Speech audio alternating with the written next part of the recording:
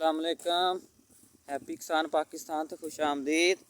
लो जी दोस्तों, गल्ला मंडी साहिवाल दे ताज़ा रेट लैके अज तुहाडी खिदमत च हाज़र हाँ जी। अज 14 मार्च 2024 है जी।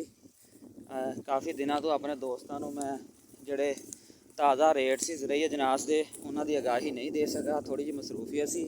तो अज एक शार्ट जी वीडियो मैं बना रहा जी और अपने दोस्तों को जोड़े ताज़ा रेट ने गल्ला मंडी साहिवाल दे वो मैं उन्होंने खिदमत पेश कराँगा जी। अगर मक्की की गल करिए, जी नवी मक्की है वो 2000 तो लग के 2270 रुपये तक जोड़ा है वह रेट हैगा जी। जिस तरह का माल उस तरह का रेट है जी।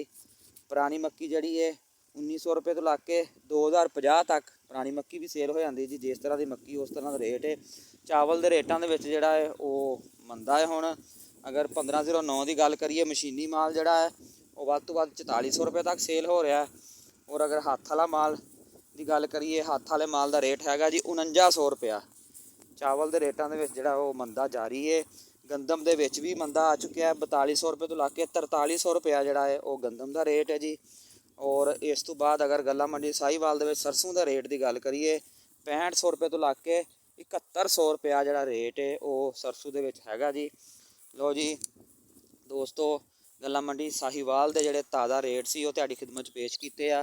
अगर वीडियो अच्छी लगे लाइक कर देना, दोस्तों को शेयर कर देना।